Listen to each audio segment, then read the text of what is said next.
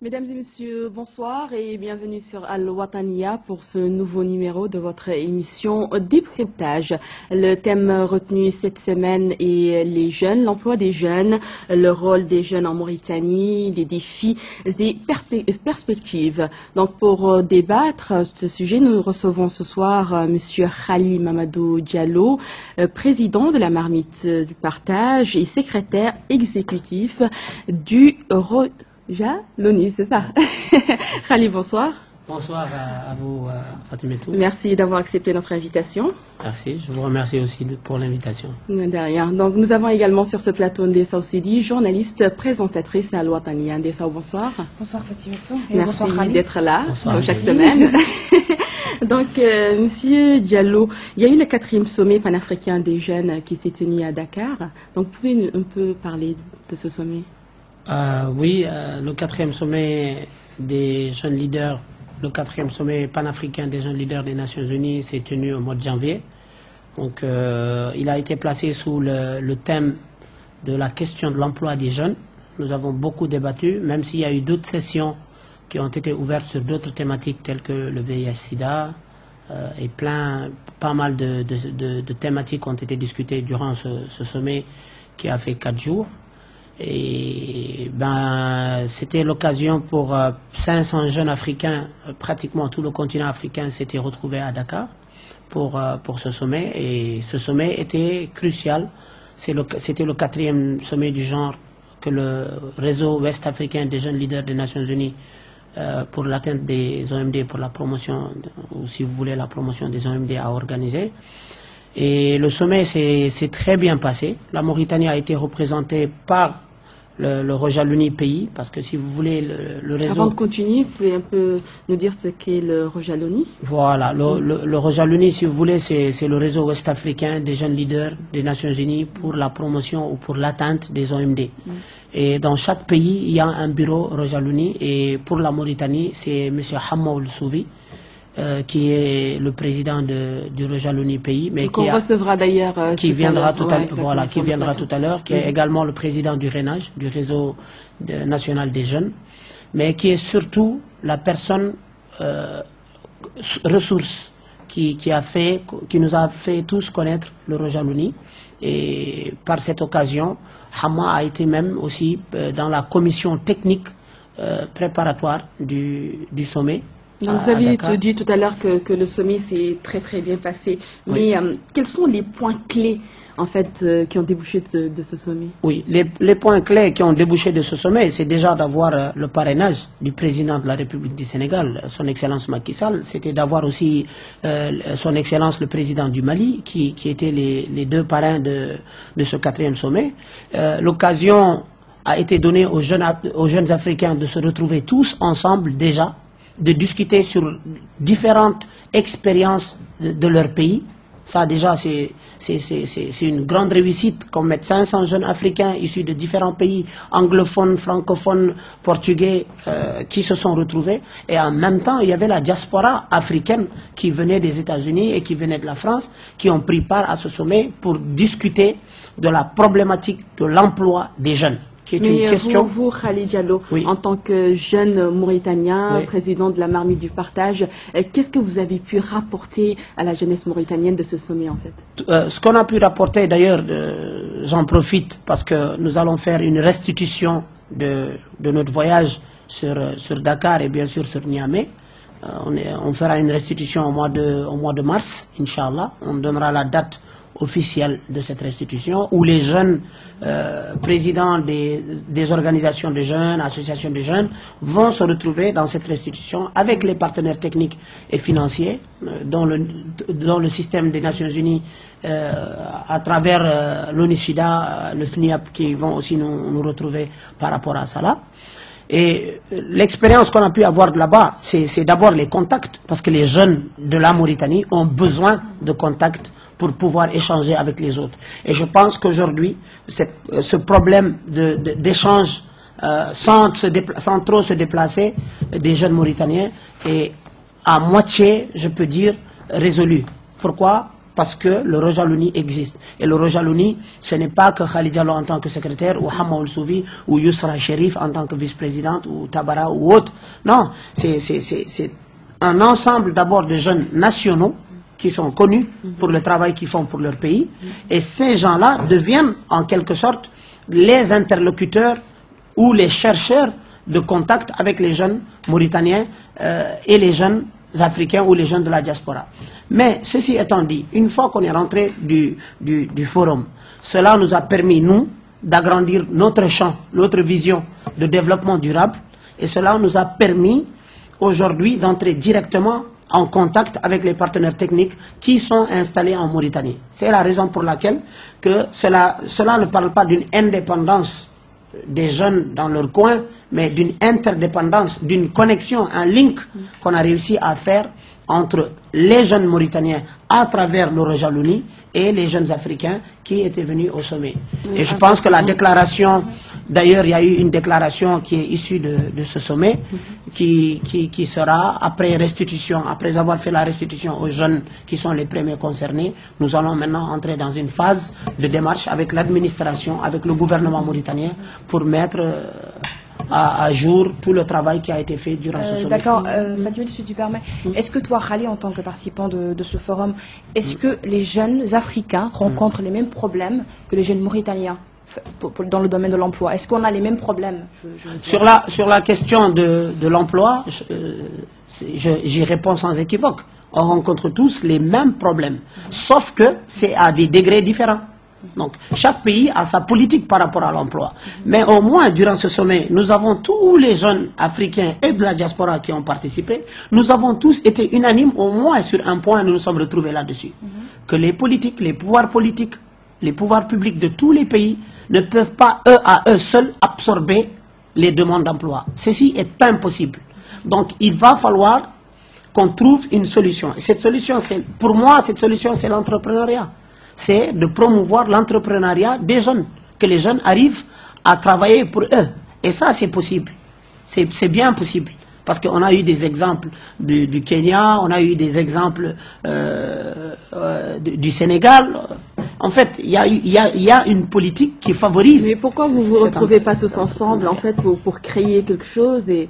Voilà. Ça sera beaucoup difficile de créer tous ensemble quelque chose. Pourquoi? Parce que chaque pays a ses réalités. La Mauritanie a ses réalités. Le Sénégal a ses réalités. En tant que jeune Mauritanien. Oui, en tant que jeune Mauritanien. Il y a beaucoup de chômeurs ici. Voilà, oui, mais comprenez aussi que nous, on ne vient pas en tant que solution aux besoins immédiats de l'emploi des jeunes. Non, nous, on vient en tant qu'interlocuteur, en tant que solution, en tant que proposition de solution par rapport aux problèmes que rencontrent les jeunes. Et c'est là où entre notre travail d'aller dans des conférences, de revenir, de faire des restitutions, d'essayer de créer un canal pour rencontrer les partenaires techniques et financiers et que les partenaires techniques et financiers établis en Mauritanie puissent maintenant avoir accès aux propositions des jeunes. Est-ce que pour cela, vous avez rencontré des jeunes qui ont essayé de faire de l'entrepreneuriat, exactement, des jeunes qui ont essayé de faire quelque chose pour leur pays, créer sa propre société, par exemple? Je donne un exemple. Je donne un exemple, mais cet exemple, ce n'est pas un exemple qui va attaquer, mais c'est un exemple qui va répondre à votre question au moins. Sur la question des jeunes chômeurs en Mauritanie. Vous savez, si par exemple, un pays prend la politique d'absorber 5000 emplois sur 2 ans, et que son université, son programme scolaire, produit 2000 ou 3000 demandeurs d'emploi par an, mais cela devient un problème qui va être récurrent. C'est une continuité du problème. Alors la solution, c'est là où on s'est tous retrouvés, que la solution n'est pas seulement d'absorber les jeunes, parce que c'est quasi impossible pour tous les États africains.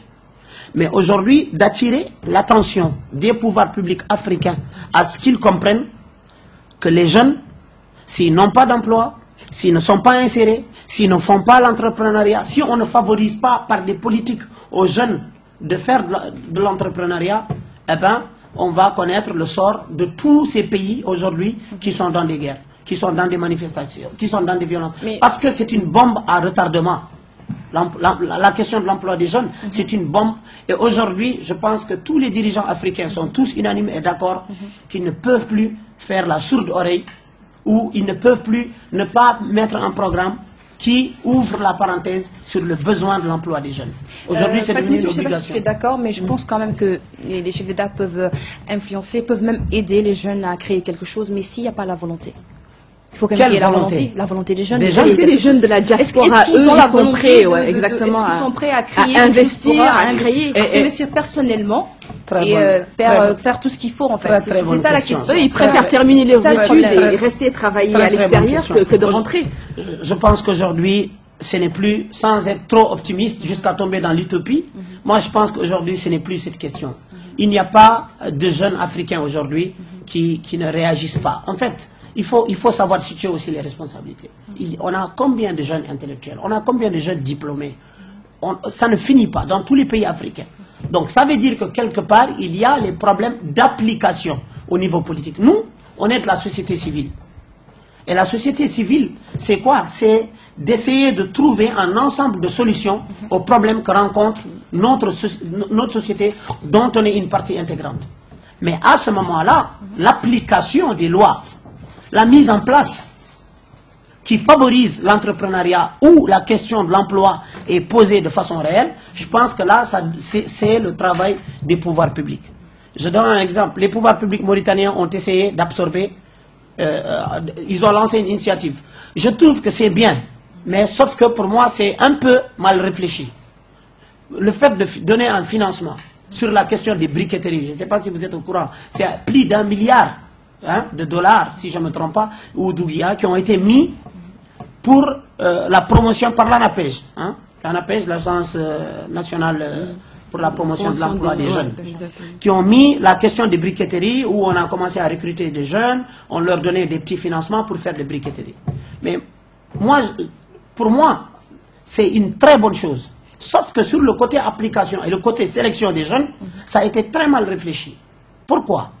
Vous ne pouvez pas prendre un jeune qui est diplômé chômeur en droit privé ou en droit public ou diplômé chômeur en mathématiques ou en géopolitique, vous lui donnez directement un financement avec d'autres collègues qui ont peut-être les mêmes formations et vous leur dites gérer la briqueterie. Ils ne peuvent pas gérer la briqueterie. Pourquoi? Parce que pour gérer une briqueterie, il faut avoir au moins quelques petites notions de gestion économique. Après, quand ça ne marche pas, les gens ne situent pas les responsabilités en fait. Si vous le donnez à un gestionnaire, à un comptable, à un financier, il pourra peut-être s'en sortir. Il pourra. Parce qu'au moins, il saura économiser, il saura faire ses calculs, il aura au moins une petite notion sur la question de l'entrepreneuriat. Mais si ce jeune-là, vous lui donnez de l'argent, vous lui dites ouvre une briqueterie, mais vous oubliez de le former en quelques mois ou quelques semaines sur la question de l'entrepreneuriat et que le projet tombe à l'eau, ne revenez pas dire « Ah, les jeunes, ils ne veulent pas travailler ». Non. Les jeunes, il faut leur donner les moyens. Les vrais moyens, pour moi, avant d'être financiers, ils sont d'abord rationnels. Si les jeunes n'ont pas ces moyens rationnels-là, eh bien, dites-vous bien que cette question d'emploi, elle sera toujours une problématique, un problème qui sera toujours posé et qui ne va jamais connaître de solution. On remarque même qu'il y a plein de monde. Moi, je fais la formation de communication et pourtant, je travaille comme, je sais pas, assistant de direction. Ou je travaille, comme vous dites, briqueterie, là, moi, je vais rien comprendre.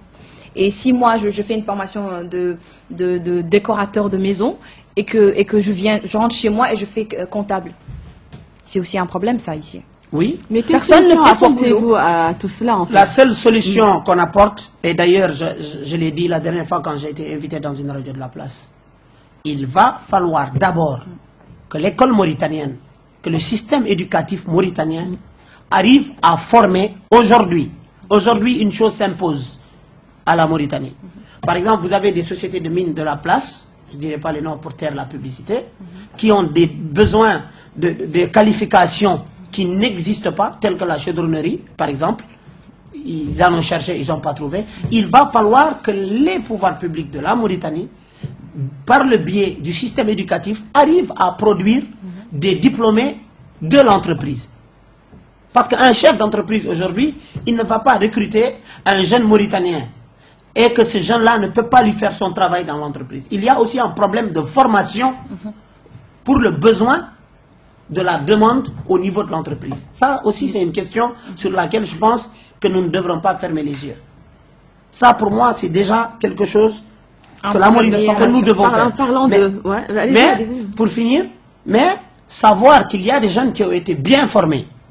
Attention, s'il y a un problème de formation, il y a d'autres jeunes qui ont été bien formés, même s'ils n'ont pas été formés par le biais du système éducatif mauritanien, ils ont été formés à l'extérieur de nos pays.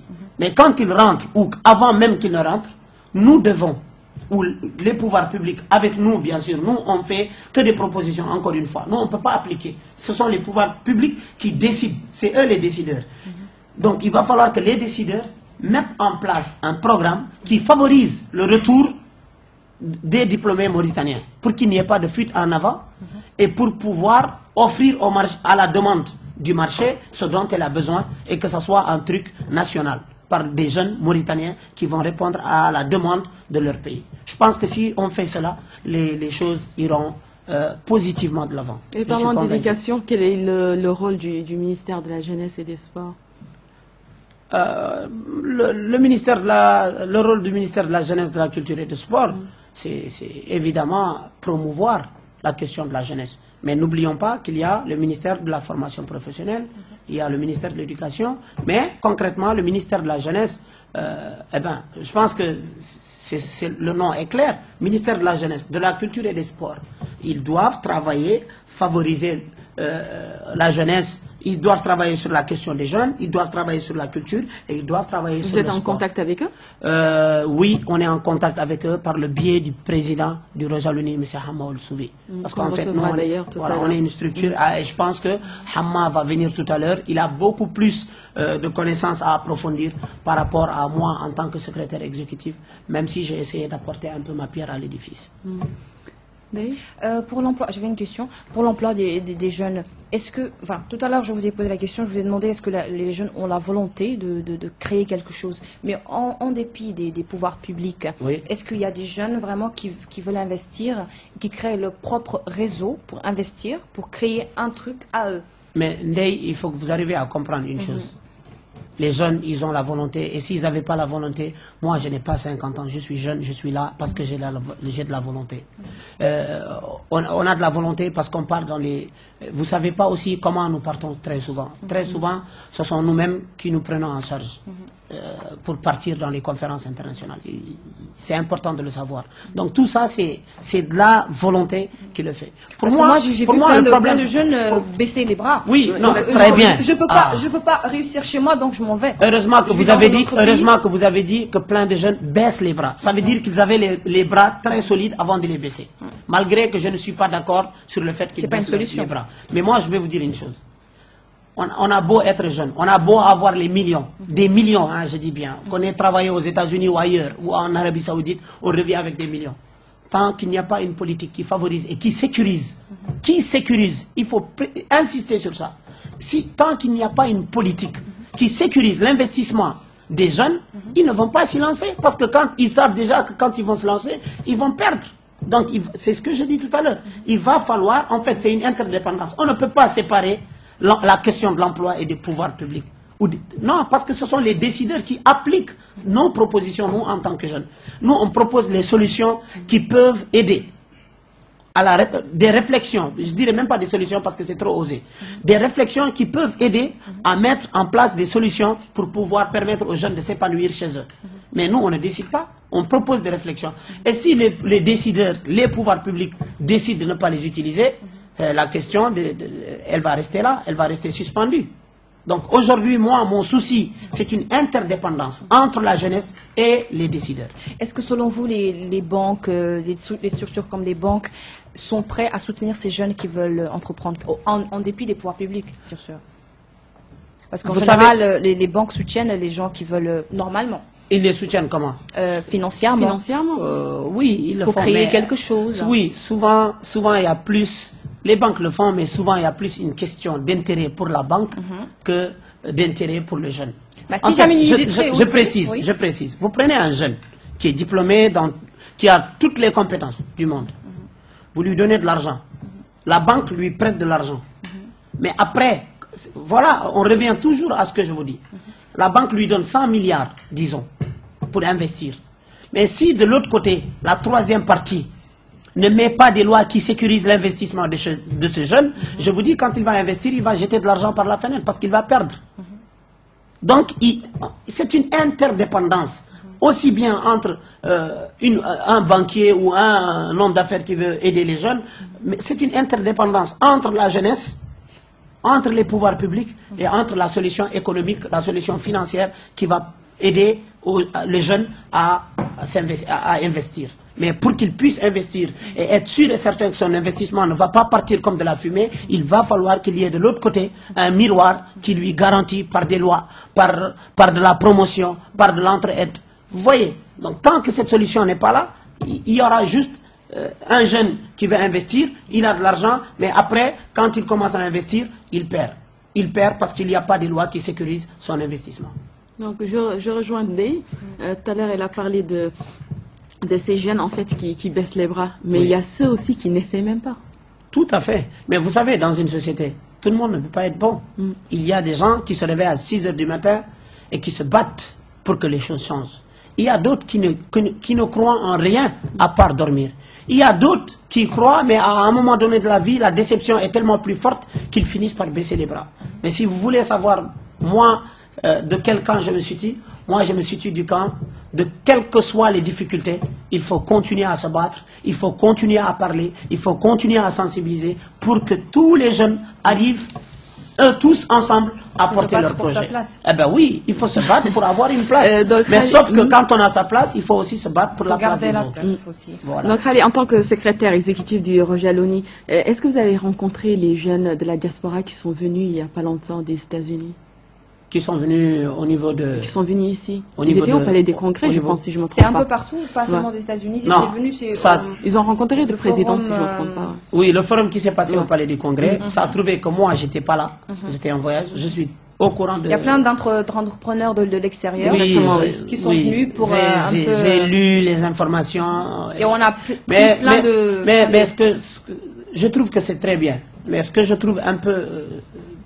pas super bien, c'est en fait il faut que nos frères et sœurs qui reviennent de l'extérieur, qui font des forums, qui travaillent au niveau d'ici, qu'ils arrivent à ouvrir les bras pour pouvoir informer les frères qui sont là à temps réel. Parce qu'il y a un sérieux problème de partage de l'information.